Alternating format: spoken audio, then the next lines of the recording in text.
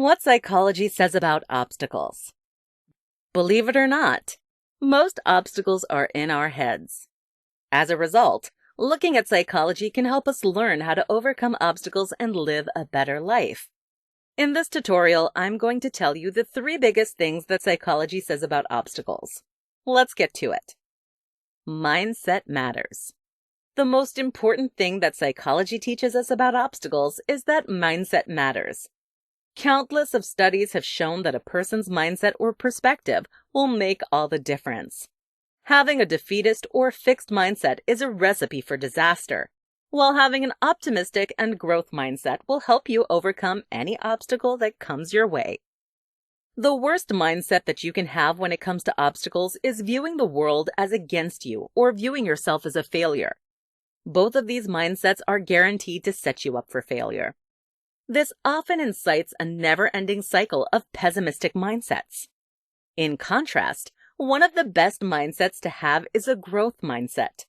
A growth mindset helps you view any weakness or challenge as an opportunity to grow.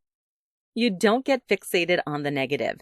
Instead, you know that you have the ability to get better, eventually helping you overcome the obstacle. The STOP method. Another important thing that psychology teaches us is the STOP method.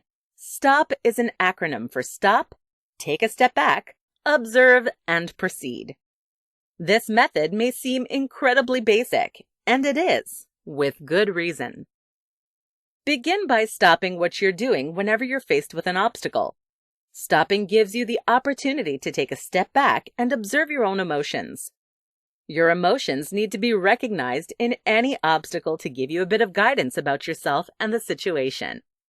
Once you observe yourself, you can proceed mindfully. Mindful continuation means that you continue to touch back on your emotions and reflect on the process. This gives you the opportunity to continue to develop yourself throughout the entire obstacle. During the STOP method, it is helpful to think about what advice you would give someone else if they were in your shoes. As humans, we're often much more critical and pessimistic of ourselves. By thinking about what advice you would give someone else, you take a much more unbiased perspective on your own situation. We can become more resilient. Finally, the third thing that I'm going to talk about that psychology teaches us is that we can become more resilient. What does this mean? Well, the fact that we can become more resilient tells us that we can become more capable at overcoming obstacles. The more obstacles we face, the better we will be at facing them. That's because we learn crucial facts about ourselves, the reality of the world, and overcoming obstacles with every challenge that faces us. As a result, we continue to grow so that we become better and better obstacle beaters. At this point, this fact of psychology should be ringing a bell.